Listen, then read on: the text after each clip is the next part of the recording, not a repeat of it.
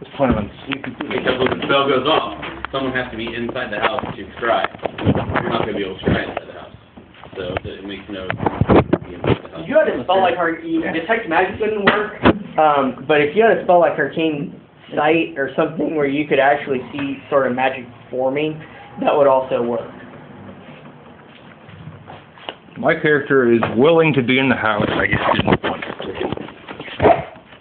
Is there like a trail like on Jumper or something that like once the spell goes off, it just teleport through the trail and fuck, beat his ass? And Yes, I did. didn't you like a Michael Bay movie or also? I actually like that movie way too much. Jumper? Yeah. I like the premise. Rachel Bilson in it. I'm on board with that. I like the premise. Kristen Stewart's in it too. She's his sister house at the end. We were looking to watch I Am Number 4, recommendations, warnings against anyone. It's okay. It's, What? what? What? Oh, never mind. No. It's, just be warned, I Am Number 4 is Twilight, if instead of a vampire, it was Clark Kent. Twilight? That's not what I was expecting. It's better than Twilight, but it's that sort of, it's essentially, Angsty? what? Angsty? Yeah, it's essentially it's an angsty girl romance movie with a super, except for he's, instead of a vampire or werewolf, he's Clark Kent. He's an alien with powers. Who doesn't realize he has powers? He knows he's an alien, but his powers are only started to develop. I didn't know it was angsty. I like this. You saw the new It's not Harry awful. Potter movie, I assume, right? Yeah. Yeah. Dig it? Yeah, it was good. Legit. I've never read the books, so it was even better for me because I didn't know. The epilogue works much better in movie form than in book form. I heard the makeup was kind of goofy. No, the makeup was actually good. The original version of the makeup was goofy, but they actually reshot. I was reading online. They reshot the ending and kind of toned it down, and it looks good. They all look older, but they don't. It's not plastic. Latex wrinkles. I didn't hate the epilogue as much as the universe. Everyone Isaac hates hated the universe. Shocker there. No. You're saying you didn't hate it as much as everyone else hates it. Oh. Everyone hates the epilogue. Everyone hates the epilogue. Is that the ending? Yeah. Okay. 19 years later, I don't know Yeah. what they called it in the Yeah, movie. 19 years later. Yeah. Harry Potter. Yeah, Harry Potter, the last Harry Potter movie. The last 5-10 pages of the Harry Potter books are like hated by fans. The seventh book. I didn't hate it as much as everyone else. Because it's just like, it's over and now here you go. It's fine because it's neat to see where they kind of all end up. It's just kind of awful and cheesy. You don't see where they Well, but after like 7 books, each one's like average of like 500 pages. That's like 3,500 pages. It's okay to have a little bit of cheese because you grow so attached to these characters. That was where I was. Albus. They just wanted. I know, and that was the one part that I'm going to say, yeah, a little over the top maybe, but still neat in Harry Potter porn kind of way. And I know you have a problem with the whole Severus thing, but I really didn't hate Snape at the end of the 7th book. You understand where he's coming from, and he's a dick. Sure, he's a dick, but you understand where he's coming from. Harry was supposed to have been his son in his head. It makes sense if you go back and reread, and I've read the whole series 3 times, it makes sense when you go back and reread them if you pay attention to all of the Snape-Harry interaction, and you keep in mind that Harry was, in his head, supposed to have been his son, except for while he loves him dearly because of that, he resents him because it's not. But to me, it had nothing to do with Harry, and it had everything to do with Lily. And so, while what bothers me is, you look at, all Snape looks at Harry, and all he sees is James, which is why he resents him.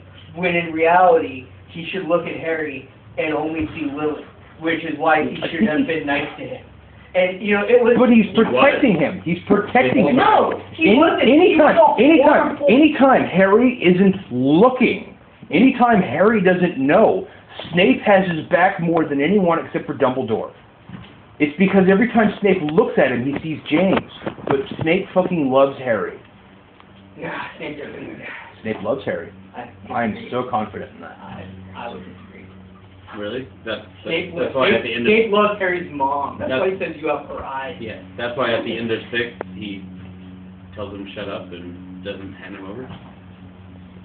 Because he's protecting Lily's only child. It has nothing to do with Harry and everything to do with... No, I agree it has nothing to do with Harry specifically, but he loves the idea of what Harry could have been. I agree with that. He does love the idea. And in the flashback, it's a shame they don't do that. They don't do in the book version. I can't get words. I don't care about movie spoilers. Okay, they do the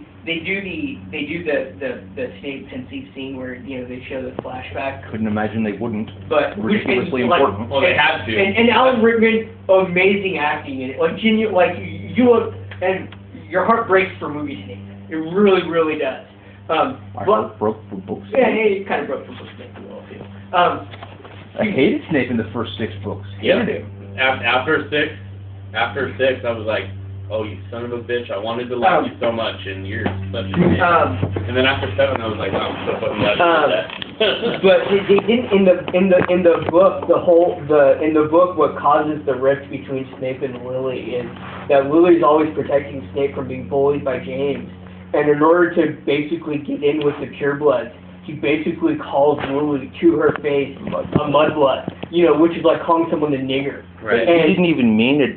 He didn't even mean it. He was just mad. Wanted to be with these people that he thought he needed to be with. Yeah, and so he calls it to her, and he just says it to her face, and that's what causes her to turn away. That wasn't in the movie? What? It wasn't in the movie. It was kind of, they did a montage where you kind of see them facing each other, and they're kind of saying something, but a lot of them growing up stuff was like quick cuts. Because like of the makeup. Well, it was jumbled.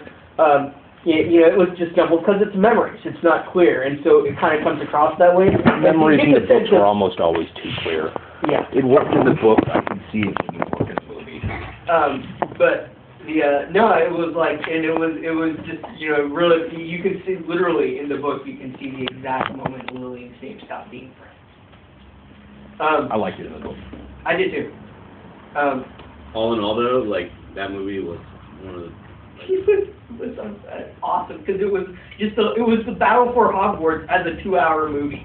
Yeah. It was Lord of the Rings. Like, I've heard it compared actually more to Kill Bill, with the Kill Bill Part 1 and 2, where only the parents flipped.